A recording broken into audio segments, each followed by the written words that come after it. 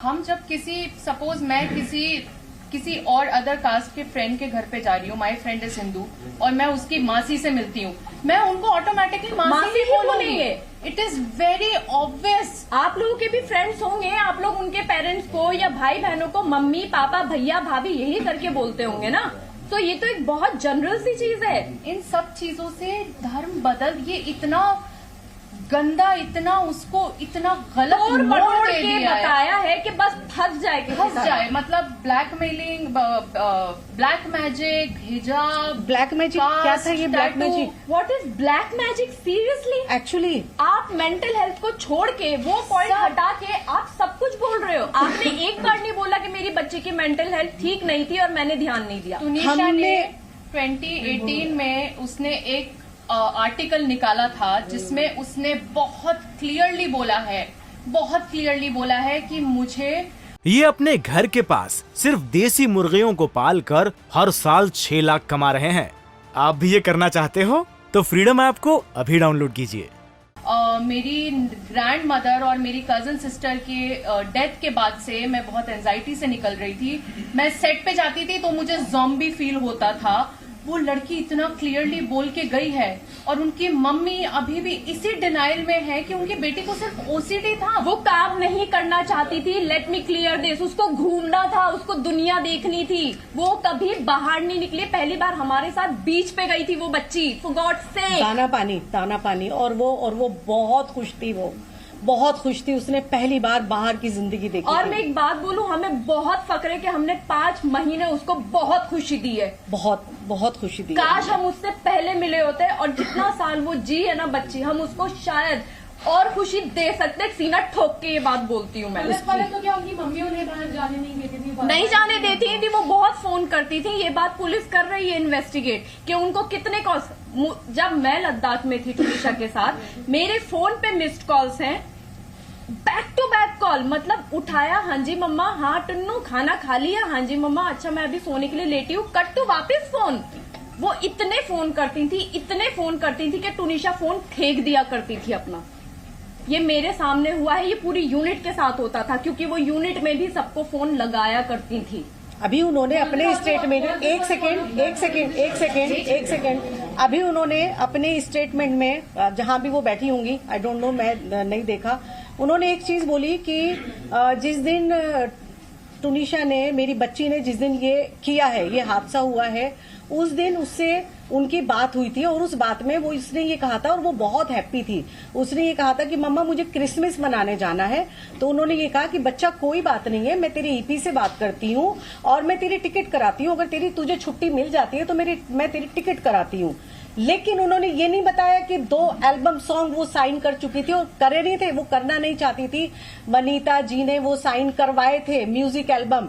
24 तारीख की रात की उसकी फ्लाइट की टिकट हो चुकी थी, क्योंकि 24 को जिस दिन उसने ये सब किया है, 12 से 1 बजे के बीच में मेरी उससे फोन पे कॉन्वर्जेशन हुई है मेरी उससे। बहुत लाइट नोट पे उसने मुझे ये चीज बोली थी कि अम्मा मैं जा रही हूँ, क्योंकि मेरे बेटे का बर्थडे था, छोटे वाले का, और 25 को क्रिसमस डे पे, और 24 को नाइट में हम लोग उसका कुछ करने वाले थे। तो वो उसको भाईजान बोलती थी। उसने बोला कि अम्मा मैं जो है वहीं से चंडीगढ़ से उसके लिए गिफ्ट लेकर आऊंगी, आप शब्बी भाईजान को बोलना कि मैं वहीं से लेकर आऊंगी।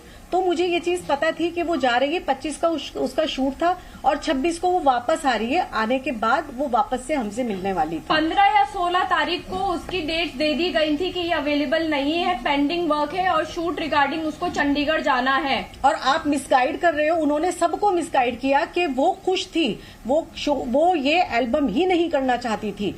आपने कहा कि उसकी टिकट नहीं हुई थी, मैं करवाने वाली थी, और मैं उसमें उनके प्रोडक्शन में छुट्टी के लिए बोल रही थी। टिकट तो ऑलरेडी बुक थी उसकी, आने की और जाने की दोनों की थी, छुट्टियां ऑलरेडी लगी हुई थी। वो ये सॉन्ग इसलिए नहीं करना चाहती थी क्योंकि उसका फेस खराब हो रहा था बहुत ज्यादा। उसने मना किया था कि मैं इस फेस के साथ शूट नहीं करना चाहती अम्मा, मैं ये शूट नहीं करना चाहती हूँ। बट उसको फोर्स किया गया एज यूजुअल।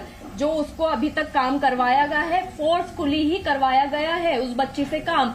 वो बच्ची काम नहीं करना चाहती थी, वो शूट पे जाना ही नहीं चाहती थी, उसको रेस्ट करना होता था। मतलब एक सवाल ये है कि एक मिनट लगाया गया है कि सिजान ड्रग्स लिया करता था, इस पर आप लोग का क्या कहना है? बिल्कुल गलत आरोप है ये, ऐसा कुछ भी नहीं है। उन्होंने तो ये भी बोला है, मारने पे ही आपको जवाब दिया है। वो तो ये भी बोल रहे हैं कि ब्लैक मैजिक किया है। तो उन्होंने तो कोई जगह छोड़ी ही नहीं है। हमें हमारा पक्ष रखने दीजिए।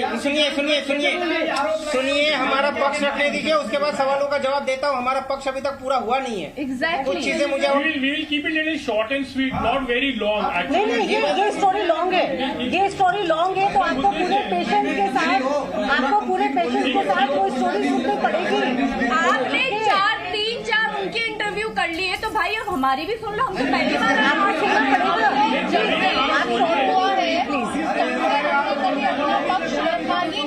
आप लोग भी चाहते थे ना कि हम लोग सामने आके बोले, आज हम सामने बैठे हैं। जहाँ तक ड्रग्स की बात है, मेरा भाई कोई ड्रग्स नहीं करता था, पुलिस ऑलरेडी इन्वेस्टिगेट कर चुकी है, यहाँ पे ये बात होती है खत्म। आप बोलिए, लेकिन आप रिलेशन पे बोलिए कि उनके बीच क्या कोई रिलेशन था? आ रहा हूँ। वही आ रहे सर, नहीं आ रहे। वो मैं क्लैरिफाई कर रहा हूँ। बोलिए सर, आप बोलिए शैलेंद्र जी बोलिए। आप कर लो पहले उनसे अपने। आप पहले सवाल कर रहे हैं। पहले आप क्लियर कर दो। हाँ बोलिए। क्या उनके बीच कोई रिलेशन था?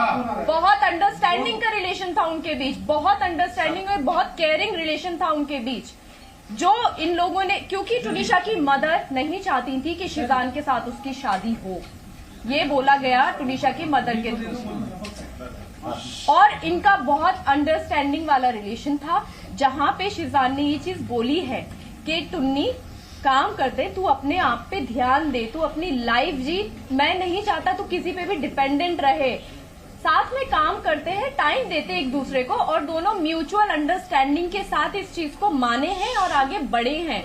बहुत अच्छी अंडरस्टैंडिंग थी दोनों के बीच में, दोनों बच्चे बहुत प्यारे थे हैं। ये अपने घर के पास सिर्फ देसी मुर्गियों को पाल कर हर साल 6 लाख कमा रहे हैं। आप भी ये करना चाहते हो तो फ्रीडम ऐप को अभी डाउनलोड कीजिए।